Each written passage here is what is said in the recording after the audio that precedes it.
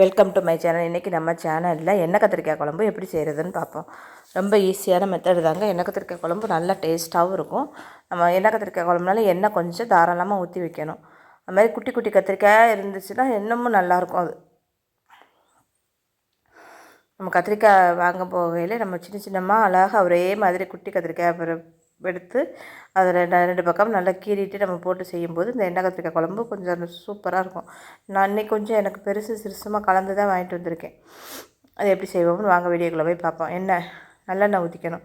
நல்லெண்ணெய் கொஞ்சம் தாராளமாக ஊற்றிட்டு நல்லெண்ணெய் காஞ்சதும் சோம்பு வெந்தயம் போட்டு நல்லா வெந்தயம் சோம்பு நல்லா பொரிஞ்சதும் அதில் நான் பெரிய வெங்காயம்லாம் போடல. இன்றைக்கி சின்ன வெங்காயம் தான் நான் போட்டிருக்கேன்.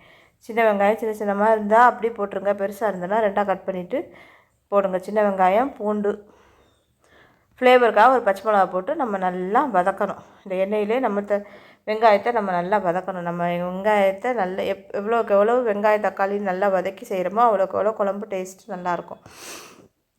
ஒரு கைப்பிடி அளவு போட்டிருக்கேன். பூண்டு ரொம்ப போட்டோம்னா பூண்டு குழம்பாயிரும். அதனால் நான் 2-3 பல்லு பூண்டை மட்டும் போட்டிருக்கேன். போட்டு நல்லா வதக்கி விடணும். இந்த எண்ணெய் கத்திரிக்காய் குழம்பு நம்மளுக்கு கறி குழம்பு சாப்பிட்ற மாதிரி நல்லாயிருக்கும். இதை நம்ம மசாலாலாம் வச்சு எண்ணெயில் போட்டு பொரிச்சிட்டு கூட நம்ம போடலாம். அது ஒரு மெத்தடு. நான் ஏற்கனவே நம்ம சேனலில் அது போட்டிருக்கேன். இப்போ நான் சாதாரணமாக தான் வைக்கிறேன். இதில் மீடியம் சைஸ் தக்காளி ஒரு 2 எடுத்து கட் பண்ணி தக்காளி வதங்குறதுக்கு உப்பு போட்டு நம்ம நல்லா வதக்கிடணும். எவ்வளோக்கு எவ்வளோ நம்ம நல்லா வதக்குறோமோ அவ்வளோக்கு அவ்வளவு நல்லாயிருக்கும் குழம்பு. தக்காளி உருவம் தெரியக்கூடாது. அதை மட்டும் மனசில் வச்சுக்கோங்க. தக்காளியை நல்லா வதக்கிட்டோம்னா குழம்பு நல்லா டேஸ்ட்டாக இருக்கும்.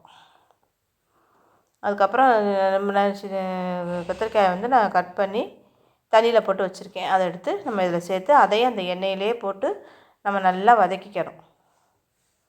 அந்த எண்ணெயிலே தக்காளி வெங்காயத்தோடு சேர்ந்து அதுவும் நல்லா வதங்கிடணும். அதிலே அரை வேக்காடு வெந்ததுக்கப்புறம் தான் நம்ம மசாலா ஐட்டம்ஸ்லாம் சேர்த்துக்கணும்.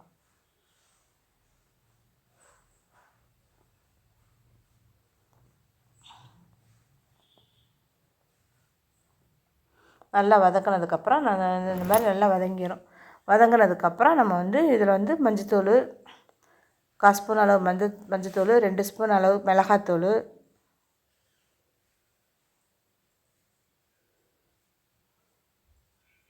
ஒரு 4 ஸ்பூன் அளவுக்கு நம்மளுக்கு மல்லித்தூள் சேர்த்துக்கணும். 4 ஸ்பூன் அளவுக்கு மல்லித்தூள் சேர்த்து நல்லா அந்த எண்ணெயிலே ஒரு வதக்கிட்டு அதுக்கப்புறம் நம்ம புளி கரைச்சி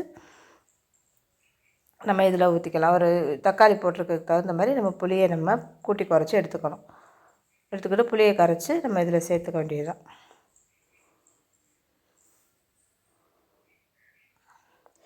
இப்படியும் போடலாம். நம்ம புளியை கரைச்சி வச்சுக்கிட்டு அதிலையே நம்ம மஞ்சத்தூள், மிளகாத்தூள்,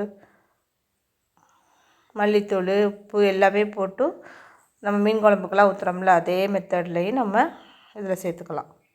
நான் இப்போ இதிலே சட்டியிலே போட்டபடியே தான் நான் ஊற்றிட்டேன்.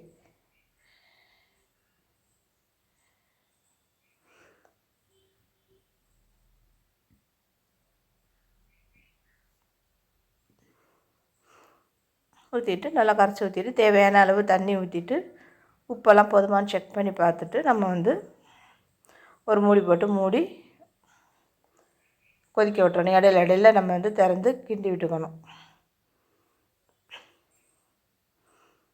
நம்ம எல்லாமே வதக்கினதில் எல்லா காயுமே வெந்துருச்சு. இருந்தாலும் அந்த மசாலா எல்லாமே ஒன்று சேர்ந்து வெந்து வரணும். அந்த அளவுக்கு நம்ம மூடி போட்டு மூடி வேக வச்சு எடுத்துக்க வேண்டியதுதான். இந்த குழம்பு அவ்வளோ டேஸ்ட்டாக இருக்குது. இதுக்கு ஒன்றும் இல்லைனாலும் ஒரு அப்பளம் பொரித்து வச்சு சாப்பிட்டா கூட நல்லாயிருக்கும்.